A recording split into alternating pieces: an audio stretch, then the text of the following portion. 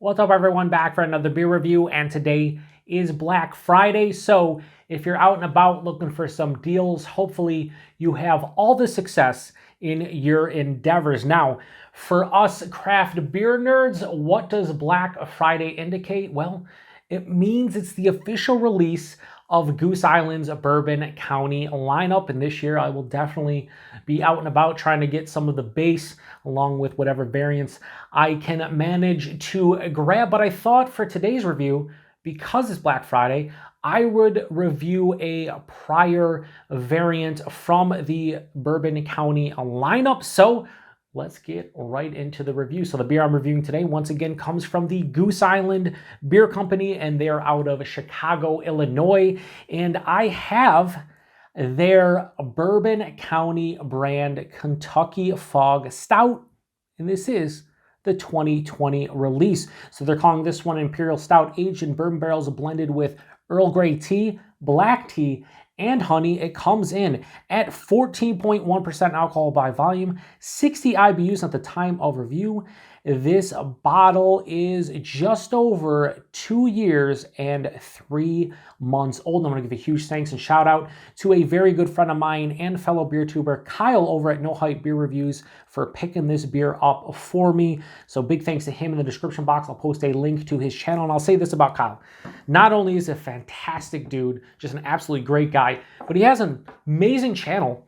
And if you want authentic, in-depth, just super deep reviews of Bourbon County and all of the variants every single year, go check out Kyle's channel. He is my go-to when it comes to the Bourbon County lineup, and he typically will get the base and as many variants as he can, and usually it's all of them, and he'll review them within the first month or two of their release. So go check out his channel, give him a sub, especially if you love the Bourbon County lineup. But he reviews all types of beers, and he's a fantastic guy. Why? Well, he was nice enough in 2020 to grab the base and 3 variants, including this one, because I was unable to go out. I paid him, but he was nice enough to send the beers to me. So huge thanks to Kyle for picking them all up, and I cannot thank him enough. So I'm very excited to review this beer for 2 reasons. Number one, this beer is technically out of date according to Goose Island. Now, they have a drink by date of August 12th of 2022, and it says on here, develops in the bottle up to 2 years. So what that date is actually the bottling date. So they bottled this one on August 12th of 2020. They give it 2 years. So right now it's middle to late November, and this is about we'll say about 3 months and 1 week past the drink by date. So it's no longer good. Now, they say it'll develop 2 years. After that, it's on you. So I guess it's on me. Now, I never had this fresh, so I don't know how this one was fresh. But, I figured I would get to it now before it gets even older. And the other reason I'm really excited about this one is this is like one of the lowest rated Bourbon County beers within the lineup in recent memory. This only gets, and this sounds crazy that it's low, but this gets a 4.08 on Untapped. Now, most of Goose Island's beers, like the base, for example, the base will typically get anywhere between like a 4.35 to like a 4.5 when it's released. Most of the variants, they can fluctuate, but this is the lowest rated, I think, Bourbon County variant in recent memory, at least of what I was looking for. Maybe there's something a little bit lower, but it is what it is. So lowest rated variant, it's technically out of date. Is it going to be good? I don't know. And they're trying to mimic the London Fog drink. So London Fog drink is like an Earl Grey, basically, latte. We're going to do something like this. It's an Earl Grey latte that could be hot or cold, and it typically has Earl Grey tea in it, I believe vanilla, honey, and foamy milk, and sometimes lavender. I don't know if lavender is like a key component. I've never had the drink. Growing up, when I drink hot tea or cold tea, it's usually honey and hot tea and lemon. And then when it comes to occasionally, on my mother's side, I would put milk in my tea because that's how they grew up drinking it. But I've never had a London Fog, so maybe I'll have to try it after this. Anyway, I'm really curious to see how this one is, just because this could be wild. I love all kinds of tea. I just know how it's going to work in a 14.1% barrel-aged Imperial Stout. So yeah, that is pitch black. Has about a half a finger of a dark brown head. There are sheets of alcohol legs. Yeah, it's crazy looking. It poured out with pretty good carbonation. Here goes the aroma. Oh, that actually smells really nice.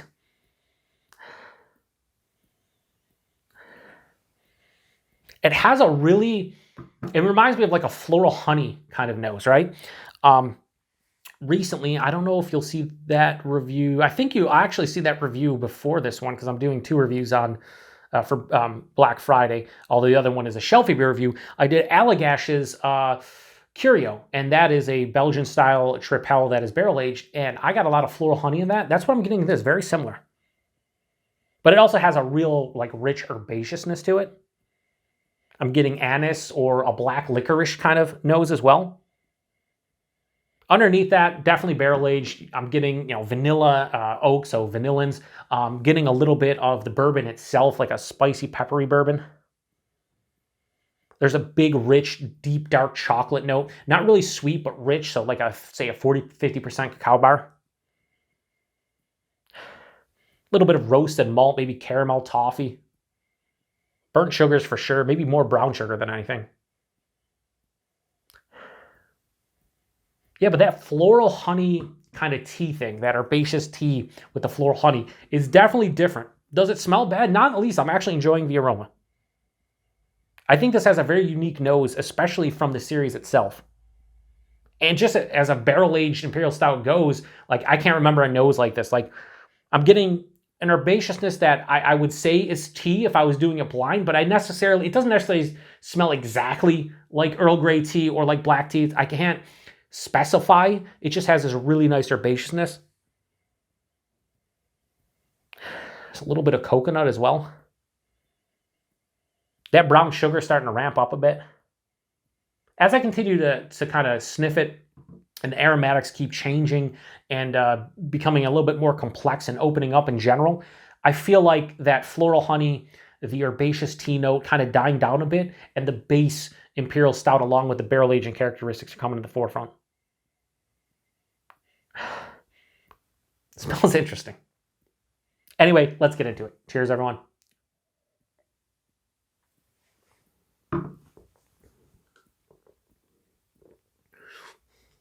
It's fucking delicious. Wow. Listen, I'm sure there's a lot of you out there that had this one, maybe fresh, and you weren't fans of it. Maybe you've had this one aged, weren't fans of it. Maybe you're not a huge fan. Here's the thing about this.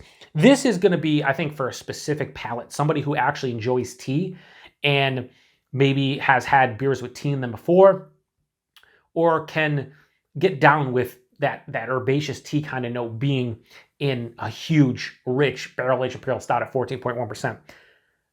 But this is fucking really good. I think this is aged well, and I never had it fresh because this, I'm still getting, I think, the essence of what they're going for, but I'm getting a real big base barrel-aged Imperial Stout note that is fantastic.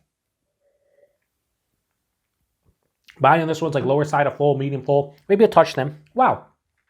Just went back, got something completely different. This is super complex. Holy shit. Can't wait to start talking about the actual characteristics. So yeah, a little bit thin, maybe 14.1%, but I'm all right with it. Mouthfeel, decent carbonation. Yeah, like mild to moderately carbonated. It's has a nice smoothness to it. So not really creamy, but more smooth than anything. I will say this. I've had a lot of these this year. I mean, I reviewed, I think, the vast majority of the 2021 lineup that you could, get that got decent distro. I think I did like 4 or 5 of the beers, and you could tell they're all boozy. This one, yeah, there's a warming into the chest, but nothing on the palate. This is really smoothed out in terms of, I feel like if I drank this one fresh, it probably had a nice kind of, as the kids would say, hot feeling on the palate. A little boozy, maybe a little bit of the back of the throat sting. Not now. The taste, this is a wild beer. What can I say about this? I love iced tea, and it almost is giving me like an iced tea, but like growing up, again, that warm tea with like milk in it, kind of giving me that feeling. So London Fog, again, I haven't had the drink, but I assume they've kind of did a pretty good job what they're going for in this one. I'm getting, right from the forefront, tons of brown sugar, like just straight up brown sugar. There's caramel, there's toffee, there's just burnt sugar, molasses, there's just rich sugary profile at the front of the palate, right on the tip of the tongue. As it passes through, some roasted malt qualities, a little bit of, again, that like 50% cacao bar, cocoa powder, things of that nature. And then halfway through the palate, I'm hit with that tea. And again, I'm getting more...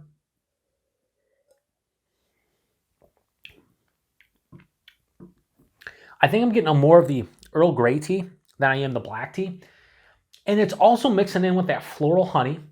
And there's a bit of black licorice. So right now, if you don't like black licorice, I think that would turn you off here, because it's honestly, it's not over the top, but it's very noticeable midway through the palate for me. It has like that anise into black licorice kind of feeling.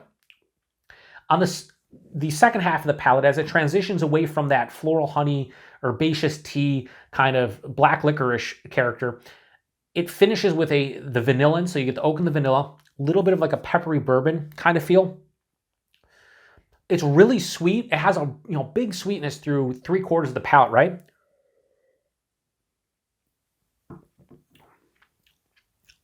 It has a semi-dry kind of oak tannin feel on the tongue. This is mildly bitter. It doesn't have a big bitterness. I feel like other Bourbon counties were more bitter for me. I'm loving every fucking sip. Like, listen, throw the downvotes, especially, I'm sure there'll be some downvotes for folks who didn't care for this one, because I'm really going to like it. And our, opinions differ, and a lot of people will either, if they agree, thumbs up. If they don't agree, thumbs down. And that's fine. That's what the thumbs up and thumbs down are for. But I feel like I'm going to even have comments where, like, I hated that when it was fresh, or I had it recently and it sucked. I don't know what it is about this fucking beer right now. I have no idea what it is. I couldn't tell you, other than what I am drinking in my glass. This is fucking delicious. Is it the best Bourbon County variant I ever had? No. Does this surprise me? Yes. It gets a 4.08 on Untapped, which again is very low for the line. And this is way better than that for me personally. Just it is. And I'm so happy I cracked this one open, because the reason I opened it up, it's technically out of date, and the fact that it's one of the least favorite variants in recent memory for a lot of people. Not for me. Again, hides the alcohol pretty fucking well. It's just a fucking delicious beer. So we are going to give Goose Island's Bourbon County Brand Kentucky Fog Stout. And again, this is the 2020 vintage. I am going to give this is, as soon as I rate this, just turn it off. Just turn it off. There's nothing more to say. I'm going to give this a high 4.5 out of 5, but 4.6 out of 5. This is fucking awesome. This is awesome. On the back here, it says bright bergamot aroma from Earl Grey tea, followed by deep dark tea notes with a subtle honey sweetness. Sure, I'm getting something way more complex than that generic tasting note, sentence here on the back. And if you have this, it develops up to 2 years. Well, it's over 2 years, and it's developed extremely well. I know this is going to be a longer review, and I don't give a shit, because it's a Bourbon County beer. If it's fucking 20 minutes long, I really don't care. A lot of people click off by now, so it doesn't even matter. Anyway, price and availability, I don't remember. I will say that most of these variants each year, typically between, at least in my area, $20 to $25. Some of the, boxed ones are fucking $50, $60. And that's too much for a beer for me. Even, if I buy it to share with friends, that's just insane. So if I paid $20, $25 for this 16.9 fluid ounce bottle, I'm fine with it. It's worth it. It's delicious. And availability, well, it was released in 2020, so you really can't just randomly go to your local bottle shop and it'll be there. But if you're in an area where maybe you can find a couple bottle shops that keep older stock, maybe you can find this online. I'm sure there's some sites that maybe have this one available, especially since, again, this was one of the least favorite variants of Bourbon County in recent memory. There might be bottles of this kicking around online. And I'm not saying go buy it because I say it's awesome, because I'm sure for every person that hates this beer, there's probably 3 or 4 people that don't really care for this beer to every one person that loves it. So I'm not going to be like, go get it. If you like tea and you like black licorice and you like burnt sugars and brown sugar and just richer characters, this is not disjointed. It's super cohesive. It's smoothed out immensely. Again, 14.1%, drinks like it's 12. It's just, this is awesome. This is aged into something that I thoroughly enjoy. I wish I was able to try it fresh. I could have asked probably Kyle to grab a couple if he could have. But, drinking it, over 2 years old, it's fucking delicious. So Not much more to say about this one, shutting it down. If you've had this one before, post in the comment section. Let me know what you thought about this one, good or bad. I'd be curious to hear. And hopefully, like I said, everybody out there, if you went out searching for this year's Bourbon County, you got your hands on whatever you want to get your hands on, because I'm hoping I'm not greedy when it comes to Bourbon County. I want one of the base and one of every variant that's available. Past that, I don't need any more. They're expensive. I can only drink so much. And yeah, anyway, now the booze is starting to hit me, but not in my chest, not in my throat, not on my palate, just making me feel it. So I'm probably going to cap that and drink the rest tomorrow. Maybe pour a little bit more in here and finish it out. That'll be it. Anyway, appreciate everybody stopping by for another beer review here on the Beer Patrol. Be on the lookout for Bourbon County reviews of this year's releases in the near future. And until then, cheers.